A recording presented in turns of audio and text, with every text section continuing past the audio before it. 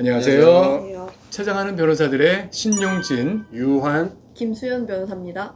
어떤 남자분이 2차선 도로 중에서 2차선 위에 갑자기 이렇게 누우시고 차들이 몰려와서 첫 번째 차는 다행스럽게 피했는데 두 번째 차가 그분을 치고 지나간 거예요. 근데 이걸 겪은 그 트럭 기사분이 전 어떻게 하면 좋겠습니까? 라는 글을 올렸는데 네. 제가 보니까 이런 일들이 사실 뭐 꽤 생길 수가 있잖아요. 그리고 무엇보다도 그 트럭 기사님이 얼마나 놀라셨겠어요. 네. 향후에 법률적인 문제도 생길 수 있을 것 같고, 그래서 그거를 좀 일반화시켜서 뭐 이 사건에 대해서 말씀을 좀 들어보면서 좀 많은 분들한테 도움을 드리고자 합니다. 이 사건에서 일단은 그 포인트는 과실이 과연 인정되느냐, 누구한테? 트럭 기사분한테. 이 문제가 될 것 같은데, 김 변호사님 혹시 어떻게 생각하시나요? 유 변호사님, 네. 제가 한 가지 여쭤보고 싶은데, 유 변호사님이라면 그 도로에 사람이 누워 있을 것이라고 예상하실 수 있으셨을 것 같은가요? 사실 전혀 예상 못하죠. 예, 운전자라면 그렇게 도로 한가운데 사람이 이렇게 누워 있을 거라고는 전혀 예상 못했을 것 같습니다. 그걸 혹시 네. 물어보신 이유가 뭘까요? 그러니까 교통사고 발생에 있어서 신뢰의 원칙이라는 게 있는데요. 도로 위에 사람이 누워 있을 것을 예상하면서 이 운전자가 운전을 해야 했냐, 그런 의무가 있느냐의 여부에 따라서 이제 과실 여부가 결정된다고 할 수 있을 것 같습니다. 그럼 결국에는 여기서 말하는 과실은 형사적으로 처벌을 받겠느냐, 트럭 네. 기사분이 네네. 거기에서의 과실을 말씀하시는 건가요? 네. 그러면 그 다음으로 제가 좀 한번 네. 여쭤보겠는데요. 결국에는 이제 그 과실이 있느냐 없느냐, 그 트럭 기사분한테 예. 잘못이 있다라고 평가하는 두 가지 커다란 줄기가, 하나는 그 상대방 피해자를 식별할 수 있었는지의 그 가능성, 그렇죠. 두 번째 줄기는 자기가 그걸 보고 나서 회피하는 노력을 했는지의 여부에 달려 있다라고 제가 알고 있는데 맞습니까? 네, 일반적으로 이 트럭 운전자분이 처벌받기 위해서는 이제 이분의 과실이 있었어야 되는데 그 과실을 있냐 없냐 판단하는 기준이 아까 김 변호사님 말씀해 주신 신뢰의 원칙이고, 그 신뢰의 원칙을 판단하는 또 다른 기준이 이제 식별 가능성. 그러니까 그 사람이 거기 누워 있는 걸 예상할 수 있었느냐. 그 도로에 사람이 누워 있는 거를 확인을 할 수 있을 수도 있잖아요. 운전자가 운전하면서 비록 예상은 못하지만. 그래서 이제 그런 거를 판단을 해봐야 될 것 같습니다. 그래서 제가 그 영상을 봤을 때 그 영상이 이제 촬영된 게 뭐 새벽 시간이고, 새벽 6시였죠. 네, 새벽 6시였고, 네, 네. 그 다음에 이제 그 도로의 그 모양 같은 거, 예를 들어서 네. 그 도로가 이제 보니까 뭐 우측 커브라고 이렇게 적어져 있더라고요. 네, 네. 그러니까 이제 커브라고 하면 이제 앞에 시야가 좀 운전사 입장에서는 확보가 잘 안 되는 문제가 또 있을 거고, 그 다음에 이 사고를 당하신 그 분의 복장 같은 것도 좀 판단을 해봐야 될 것 같아요. 그래서 그 복장의 색깔이라든지, 그리고 시간대, 그리고 가로등의 뭐 밝기라든지, 그리고 더 제일 중요한 건 아무래도 운전자의 뭐 혹시나 과속이 있었는지, 뭐 신호 위반이 있었는지, 이런 등등등을 종합적으로 판단을 해서 그 운전자의 과실 여부를 판단해야 될 것 같습니다.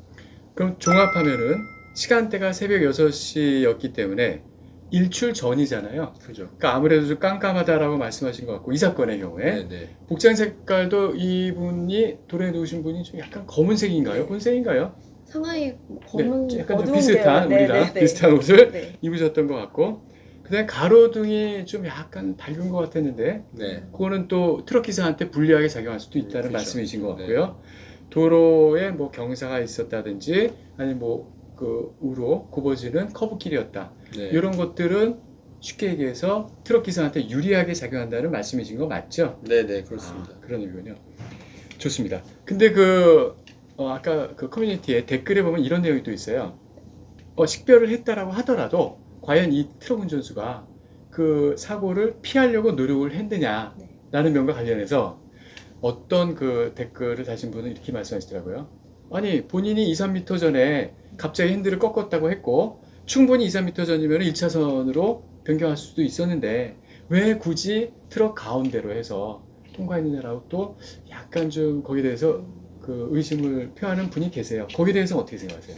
근접한 거리에서 그 누워 계신 분을 발견하신 것 같아요. 그래서 브레이크를 밟았고 이제 그 상황에서 핸들을 틀었다면 오히려 그 누워 계신 분을 통과해서 지나쳐서 더 큰 상해가 발생했을 수도 있다는 그런 생각이 들거든요. 네. 그래서 이분은 그 누워 계신 분을 발견하고 이분이 최대한 다치지 않게 하기 위해서 차에 그 공간이 있으니까 밑으로 네, 통과되게끔. 네, 통과되게끔 네, 네. 그렇게 운전을 해서 바로 이제 세우시고 그 누워 계신 분의 상태를 바로 확인하러 내리셨더라고요. 그렇더라고요. 네. 네. 근데 네. 그런 부분도 이제 좀 중요한 부분인데 이제 교통사고가 발생함에 있어서 보호 조치가 있었는지 여부도 네, 중요한 부분. 굉장히 네, 중요하죠. 네, 네. 네. 맞습니다. 그런 문제까지 이제 번질 수가 있는데요. 일단 저도 좀 한 말씀 드리면요. 일단 저는 그 트럭 기사님의 입장에서 한번 생각을 해봤어요. 그 경찰 조사에 나가기 전이다라고 거기에 돼 있기 때문에 저라면은 이렇게 할 거를 권유드리겠습니다. 동일한 시간대, 지금 아직 뭐 사건이 발생한 지가 얼마 안 됐잖아요. 그러니까 같은 시간대 새벽 6시에 나가서 그 동일한 차량이나 혹은 그 자동차가 어려우시면은 유사한 차량으로 사고 당일과 비슷한 속도로 운전을 해보시는 겁니다. 물론 거기에는 이제 블랙박스가 달려 있으면 좋겠죠. 그래서 촬영한 내용을 자기가 그 보고 다시 한번 살펴보고 내가 피할 수 있었는지를 다시 한번 상황을 체크해 보는 게 어떻겠느냐. 그 다음에 주변 분들한테 좀 보여주시고 이렇게 해서 조사에 대비하는 게 어떻겠냐라는 그 실무적인 생각이 들고요. 근데 문제가 또 한 가지 있어요. 네네. 이 바닥에 누우셨던 분, 이분이 죽지 않기를 바라는 거는 모두의 공통된 생각이잖아요. 네. 만약 이분이 살아있어요. 그렇다면 과연 이분은 어떠한 법적인 책임을 지게 될까요?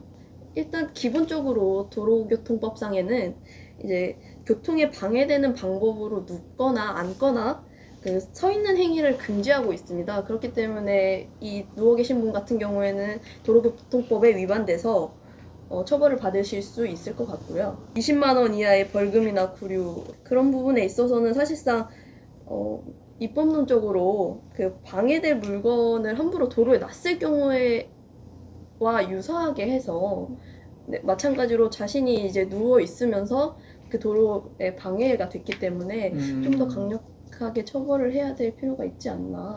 그리고 그 영상에서 보면 그분이 좀 의도적으로 교통사고를 유발하기 위해서 그 도로에 세로로 누워 있고 그리고 그 자세도 팔이 네. 뭐 이렇게 머리 뒤쪽으로 이렇게 하고 계셨다고 맞습니다. 하세요. 네. 네, 그런 부분으로 봤을 때는 교통사고를 유발시켜서 보험금을 이제 보험금이나 합의금을 지급받을 목적으로 그렇게 도로에 누워 계셨다면 보험 사기에 착수하신 게 최소한 네, 되겠네요. 네, 네, 그렇죠. 그러니까 미수범에 해당된다는 말씀이시죠? 네, 네, 보험 사기 미수에도 해당할 수 있을 것 같습니다. 또 다른 문제가 네. 있을까요? 이 변호사님? 저도 이제 생각을 좀 해봤는데 네. 제 영상 봤을 때 이분이 술을 좀 드시지 않았을까 생각이 좀 드는데 만약 술을 안 먹었고 제정신 상태에서 그랬다면 저는 이제 더 좀 무거운 처벌을 받아야 될 것 같아요. 그래서 제가 만약 운전 기사분이라면 이제 그분을 이제 뭐 교통방해죄 그런 죄로 좀 고소는 아니 고발이겠죠.